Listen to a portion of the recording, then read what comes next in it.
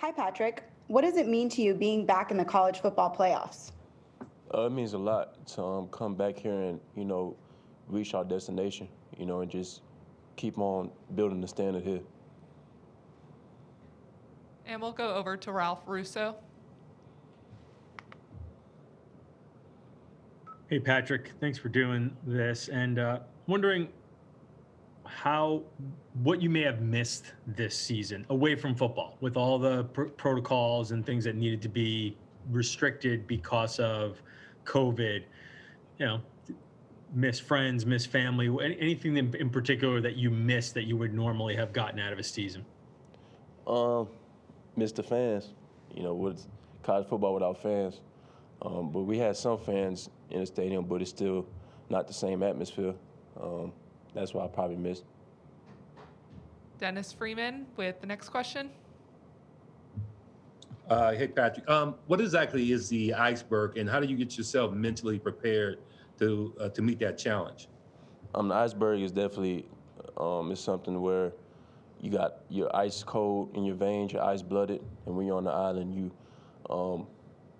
make opponents feel your iceberg. Over to Holly Rowe. Hey, Patrick, I was just curious about, Coach Saban has such a great reputation for teaching guys in the secondary. Could you give me a couple of key technique things that he's taught you and that he's harping on about that you've gotten better at? He's very technique fundamental in the press coverage, especially. He's very hands-on about using your hands on the line, being comfortable with your technique, and also being physical at the point of attack. He also harps about that as well. Lucas Weiss with the next question.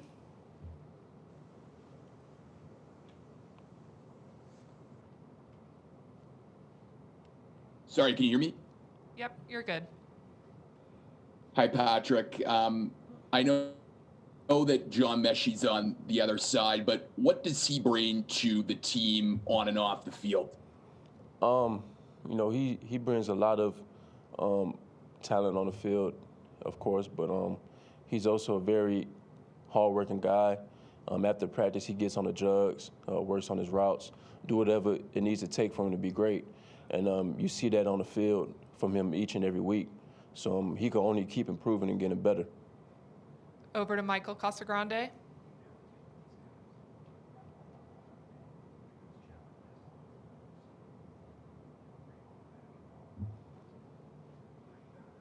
Can you hear me? Yep. Okay. Those practices, those days after the Ole Miss game, what do you guys learn the most from that game, and how did Coach Scolding, how did he lead you guys through that? It humbled us a lot. We learned that we must be on the same page, and we learned that game, we should learn from that game, learn from our mistakes, learn from things that we didn't do good on. And, throughout the course of the season, we gotten better, and we improved on those certain things, on those fundamental techniques, even communicating, defensive play calls, and just flying around to the ball. And as a whole unit, we put our heads high and just kept on working. Austin Hugh, you're up. Yeah, Patrick, just wondering what you've seen from Notre Dame on tape, and specifically what Ian Book might do that might give you guys some problems. It all starts with the O-line. They got a good front of the O-line. They're very physical. They're very oriented. They got a great quarterback. He makes plays for them, and they got great perimeter players. And they're a very well-balanced offense. Mike Rodak, go ahead. Yeah, Pat, with some of the modern tight ends playing a lot more outside, Pitts being one of them, just how much time do you spend each week preparing for tight ends relative to wide receivers as a cornerback? Tight ends, I believe this week, tight ends are very physical. They're good pass catchers as well, but they also are very key to their success in their run game, so they're very balanced, and you just got to look for that as a corner, their tendencies and what they like to do. Christopher Heidel, go ahead. Hey, Patrick, thanks for taking my question. Let's talk about the Notre Dame running game and also their wide receivers. How good are they? Because And if you can't catch up to them, they can just take off and get some good. They can just explode. They got a great running game. They're very balanced, as I should say. They also one cut, quick to the line guys. You also got to tackle them, rally to them because they're very physical. Their receivers, they're great at the point of attack. They use a body well to gain advantage on corners and how to point the ball, which helps their quarterback a lot. Edwin Stanton with the next question. Hey, Patrick. Hope you had a good Christmas holiday. Just curious, there's a lot of reasons for recruits to come to Alabama, championship level program, but playing for Nick Saban, who develops guys to the NFL. What was the one key factor for you to come to Alabama? Just to get developed and become the best version of myself each and every day. We work hard here, but also off the field. You learn a lot from this program, which helps you in life and succeed in life. These will be the final two. Over to Dennis Dodd.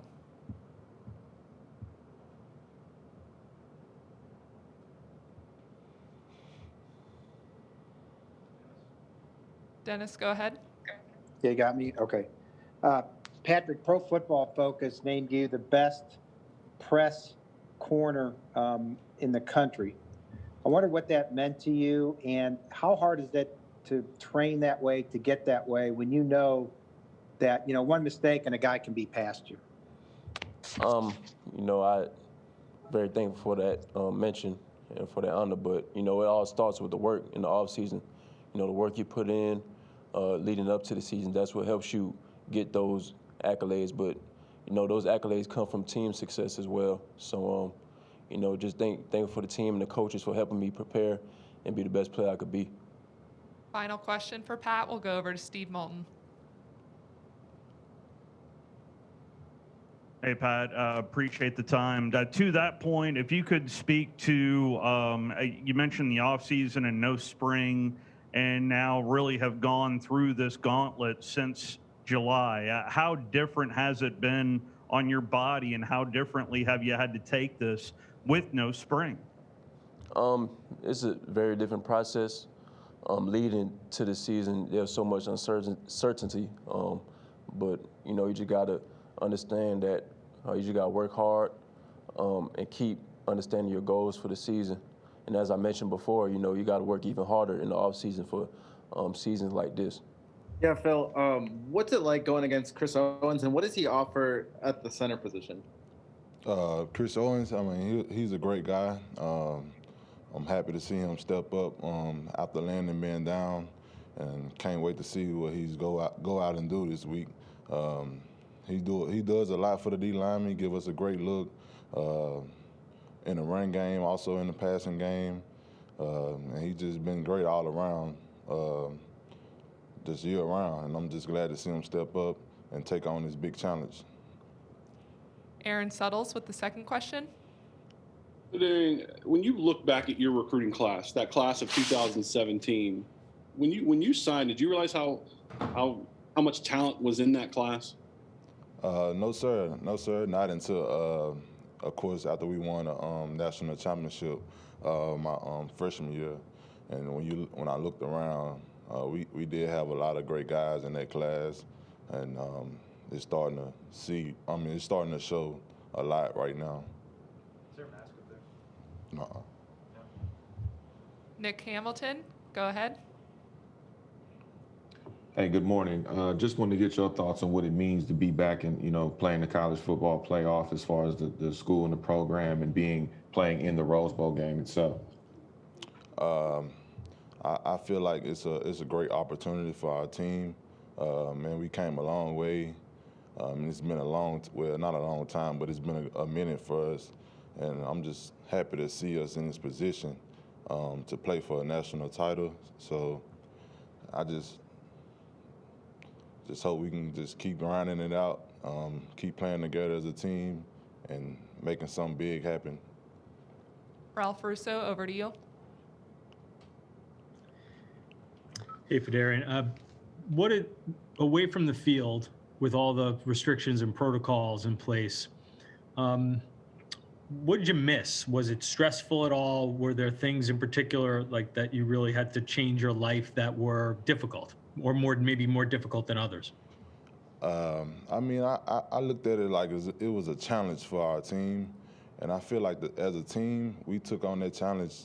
We handled it well with the Zoom calls all over the summer. Everybody working out on their own, sending their videos in, sending weight in, just taking on the challenge. And I think we did that very well throughout the summer, throughout the spring, and now it's showing that we didn't play around. We didn't play around, and we really worked our butts off, and we didn't back down from the challenge. Chris Hummer with the next question. Hey, you were one of the last to commit as part of that 2017 class. When you kind of signed on the dotted line on signing day, what do you kind of remember thinking about that 2017 class that you were signing with as a whole at that point in time? When I signed, I really didn't see, like, I didn't really think we had I really didn't envision the big class that we have, but just like I say, after winning that national championship my freshman year, I was like, wow, man, you got Judy, Tua, Smitty, all those guys, and man, we did have a big class, so I'm just proud to say that I'm a part of that. Dennis Freeman with the next question.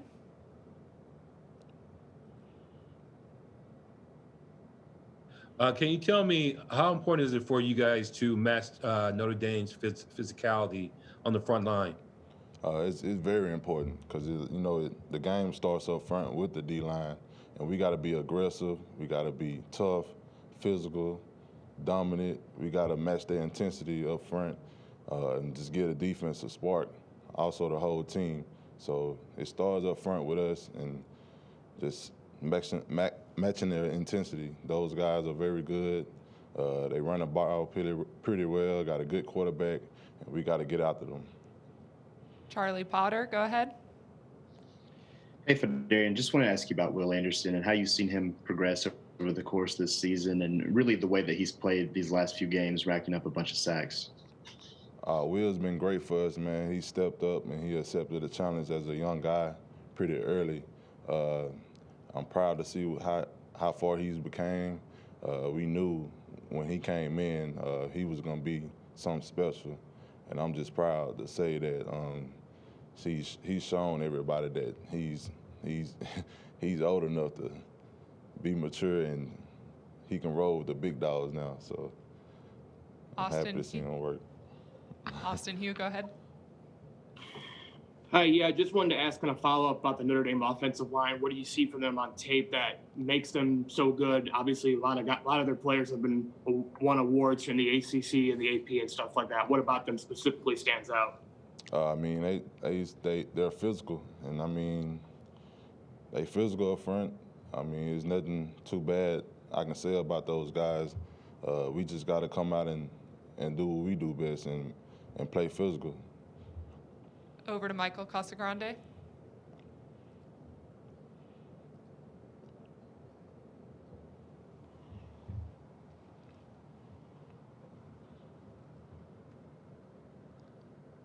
Michael, go ahead and unmute yourself. Sorry.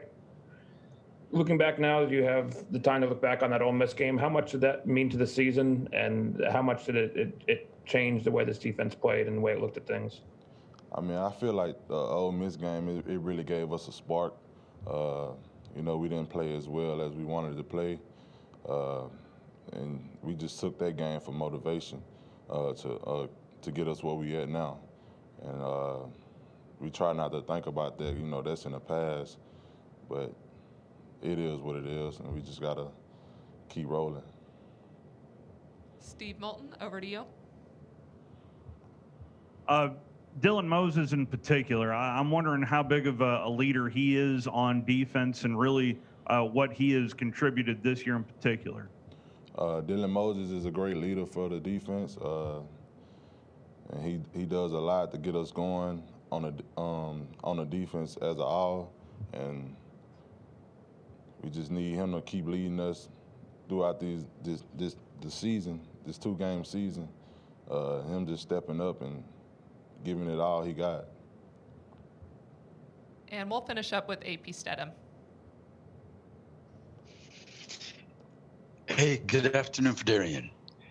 Phidarian, did you get a chance to watch the Notre Dame offensive line in the first Clemson game and then evaluate the second Clemson game? And what did you see happen between those two games? And then also, what makes Najee Harris so difficult to tackle? Well, first of all, I think Najee, he runs really hard. He runs low. He got great balance. Man, he's a tough guy to tackle. And that's it. So. Hey, Christian. Wonder if there's anything in particular that you missed about a season in restrictions with COVID and protocols and that. Was there just something, personal that you sort of missed this year? I say personally for me, just having the fans out there, it is a really different experience not having fans out there, not being as loud, not having much of an impact on the game.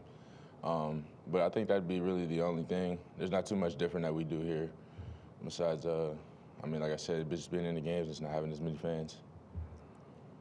John Zener with the second question. Yeah, Christian, there's so much hype around the offenses going in these, the quarterbacks, the running backs, the skill players.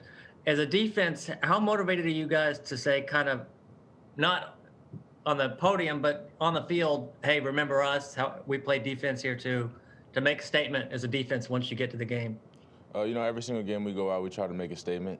As a defense in all areas of our game. So, we can't, like I said, we can't really have the fans out there to hype us up and stuff. But we're all excited to play the game of football. We use it as another opportunity to go out, like I said, always, and show the world what we can do. And like I said, we just go out there and try to take advantage of that. Steve Moulton, you're up. First of all, I'd love to know how you're doing health-wise, and second, who do you think is going to win the Heisman? Well, health-wise, I'm feeling great. And as far as the Heisman, I don't really know. I know they got some really great athletes up there up for it. So I think they'll choose whoever they think is the best. I'm just focused on this game this week, though. Aaron Suttles with the next question. 21 of the team's 32 sacks have come in the last 4 games. Have you noticed anything in those 4 games? If a guy's been healthier, is it just Will Anderson and yourself coming to your own? What do you think's been the difference in the sack production? I think, just us going out there executing whatever our game plan is that coach gives us. I think it kind of, helps us go out there and be more successful. We really had to focus in on that, week by week throughout this week, most definitely. And, I think it's just starting to show out there, with the amount of players that we have getting sacks and making plays. I think it's just all coming from execution. Do we have any other questions for Christian at this time? Michael Casagrande, go ahead. Yeah, just wondering exactly what happened to you on that injury, the play that you got injured, and what was the injury, and how did you get back from that? I just, it's like regular football. You just hit somebody, you tweak a shoulder a little bit. But, I'm all fine now. There's nothing, ever been a really injury that kept me off the field. So, I'm all healthy now. AP Stedham with the next question. Hey, good afternoon, Christian. Christian, the Ole Miss tight end had a pretty good night. What did you learn from that experience moving forward? And of course, you played against Kyle Pitts at Florida, and Notre Dame, they have a couple of good tight ends as well. Throughout the teams that we've played so far, there are a lot of great tight ends, and offenses utilize them really well in their scheme. And I think, with that Ole Miss game, it was just a lack of execution on my part, and as well as, just a defense as a whole. And I think that's something we try to focus on throughout the rest of the remainder of the season. Hi, Dylan. How do you feel about going up against Kyron Williams? I feel, really good. Like I said, I looked over, their entire, offense. They have a really, explosive and, strong offense just as far as, how, good they run the ball and, how efficient, the quarterback, distributes the ball throughout the, to their receivers. So, I'm really up for the challenge. Jeff Spiegel with the next question. Yeah, Dylan is deciding to come back, and is this the big payoff playing in games like this? Oh yeah, this is something I really look forward to. This is something throughout the entire year, from beginning to end, that's something that our guys really talked about, and that was our main goal, is just getting to this point, and that was a driving force for me coming back. Holly Rowe, floor is yours. Hey, Dylan, I'm just curious, what is required of you from a communication standpoint on each play? What are you looking for? How are you communicating to the rest of your team? The main job for me is just, get the plays, to, the rest of the defense, looking at Coach Goldman and, just distributing the plays throughout the, from one side of the field to the other. And that's really pretty much my job. But the main thing I'm looking for is just, to set up the defensive lineman. And then Christian pretty much communicates with the defensive backs, to set up, give them the plays. Ralph Russo, go ahead. Hey, Dylan. In this strange year with all the protocols and restrictions, what was life like away from football practice and football facility? Did you have much of a life away from everything football related? During quarantine, or like when we didn't know? Well, even during the season, when you guys you're trying to just get through a season with all the testing, but again, distancing and not having classes in person, things like that. It was really stressful, but the main thing was just, trying, keep a level mind and, do the things that, we need to do in order to succeed. Like I said, just with the testing and all of that, like I said, it could weigh on you, having to do that every day and, having to, persevere through all those challenges. But like I said, for the most part, our team has handled it well. And like I said, we're just ready for our next great challenge. Aaron Suttles, over to you. Dylan, when you look back on your 2017 recruiting class, you got Mac and Tua, you got the rideouts, you got yourself, Jedrick, Alex, Xavier. There's so many talented guys that are playing in the NFL now and that will be playing in the NFL. Like, when that class was coming together, did you have any sense of how special it could be? Oh yeah, of course. That was the one of the main reasons that I committed to Alabama. I wanted to be a part of a great team and be surrounded by great competition. And that was, something that I looked at before I committed, and I knew that, us all coming together would be, something that would be beneficial later on down the road. Austin Hugh, go ahead. Dylan, there's been a lot of questions today about the tight ends you guys have played in the past and the tight ends that Notre Dame has right now. What about the current Notre Dame group of tight ends stands out to you when you watch them on tape? They're really versatile. They could stay in, the core and block, or they could be flexed out and, play as a receiver and catch the ball. So I feel like, with that, we really have to, be on our P's and Q's and, make sure that, we're disciplining our pass drops and, we're making sure that, we're doing everything we can, to, put everything on wraps, but it's going to be very tough. They're a really experienced group, and like I said, we expect the most from them. Unless there are any others, we'll finish up with Steve Moulton. Dylan, I hope you could speak to the Notre Dame offense. Overall, just give me a scouting report of what you have seen out of the Notre Dame offense studying film. Watching them, they have a really strong running attack. And like I said, just, throughout watching their film, like their offensive line is really aggressive. And their running back, he's really quick and he picks his holes pretty well. And their quarterback, he keeps his eyes down the field. No matter what's going on in front of him, he always tries to extend plays. And for us, we have to stay on all the receivers or the guys that we're covering in order, to keep him, contained and also put pressure on him as well. Like I said, with this guy, he's very versatile with his legs and his arm as far as the quarterback go. And like I said, they just have like a lot of weapons. So for us, like I said, we just have to be really disciplined and make sure we stay in our gaps, keep the quarterback contained, and just be disciplined overall. Hey, DJ. So Dylan had just mentioned about how living through this sort of COVID season with all the restrictions and the protocols got a little stressful. Did you find this to be stressful, especially maybe the testing part? Did you find yourself thinking like, all right, is this the day? Like, are we clean today? Yeah, it was stressful at times, but everyone knew like this was some of the things that we had to do in order to have a successful season. But at times, yeah, it's like you didn't want to get up and do it, having to get up at 7 in the morning, come get tested, and over again, you could kind of get frustrated. But we all bought in because we knew this was what we had to do. John Zener with the second question. Yeah, DJ, how much motivation does this defense have after the Florida game? Florida getting some big numbers, but also it seems like several of the defenses in these playoffs get overlooked because the offenses are so good. So how motivated are you guys to kind of make that stand yourself? We're very motivated. From what we put on film last week, we're not, feeling great about it. So this week, everybody's kind of locked in and focusing on the little things and what we had to do better. But yeah, that's about it. Aaron Suttles, over to you. DJ, what's been the difference in the pass rush the last 3 or 4 games? I mean, I know sometimes the difference in a sack. Nick Saban talks about affecting the quarterback. He didn't talk about sacks as much, but you guys have gotten a lot of sacks the last 4 games. Is that just the result of the maturation of the players, the development of the players?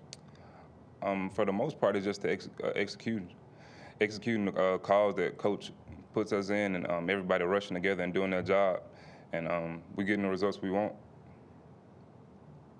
Michael Casagrande, go ahead. It's just given that chance a few weeks, months to look back on what happened against Ole Miss. How much was that a turning point in the season? What did you learn in that moment, and how did that apply itself the rest of the year? We learned that whole week that we wasn't focused, we wasn't locked in, and we didn't have a great week of practice. So that played a big role in what happened during that game. So from that point, we focused and locked in at practice, and everyone just came together, and we didn't want to repeat that in any other game. Hey, Jordan, just want to ask you about Will Anderson, how you've seen him kind of progress over the course of the year, and how much of an impact has he made these last couple games for you guys? Will Anderson has been a great player for us this year. We see every game he's been getting better. He's getting rushes on the quarterback, getting sacks, and getting quarterback hurries and pressures, and that's helping us in the back end. So yeah, he's doing a great job for us this year, and we love him. Ralph Russo, go ahead. Hey, Jordan, you're looking good, by the way. Don't worry about it. Hey, so after a game in normal times, you're maybe hanging out with your family, hanging out with your friends, celebrating a little bit. In COVID times and with all of the restrictions, what were those like, hey, like afternoon game, we won, now what? Now what do you go do? There's not really much you can do. I mean, you have to, stay social distance. We got to stay far from people we don't know. My parents are good. I come home, I protect myself, I wear a mask. My brother wears his mask. And yeah, it's kind of hard, but we have to do what we have to do for safety protocols. Steve Moulton with the next question. Jordan, there were certainly, at least heading into the year, a lot of questions about the secondary, and I was hoping you could speak to the growth of the secondary, and Malachi Moore in particular. Overall, how do you think you guys have played this year? Overall, I think we played great. We made a great progression from, the early games, starting with Ole Miss. From there, we went kind of, we got progressively better each game, each week. And we've been just focusing and practicing and, being vocal out there, communicating, and that's working. That's helping everybody. Malachi Moore, we all know he's a great player. Should have been freshman of the year, but hey, we like him. We love him. He's making great progression this year, and he's becoming a leader at an early age.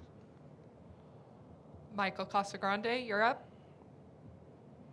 Yeah, when you look at Notre Dame, do you see any similarities from any teams you guys have played this season to this point? Nah, I don't really see any comparisons. Notre Dame is different. They use three great tight ends in their offense, 24, 87, and 89. They all play a significant role in their offense. Their quarterback, very mobile. Running back, very mobile. 2 running backs. Their receivers are great on the outside. And, this team is probably going to be a hard matchup for us. One of the hardest matchups of the year, of course, because, it is the semifinal. And this team is different from all the other teams we played. We will wrap things up with AP Stedham unless there are any other questions. Hey, good afternoon, Jordan. Jordan, a lot has been said today about the Notre Dame quarterback and his eyes. What have you seen on film that makes him dangerous? When he scrambles, his eyes are always downfield. He's not focused on just getting out of the pocket and scrambling for yards. He keeps his eyes downfield when he scrambles and gets out of the pocket, and receivers run routes to get open at that point, and that's what makes it hard for them to cover. And they certainly have a lot of yards off catches, off scrambles. So we have to just tune in on staying locked on in the receivers on the scramble game, and we should be fine.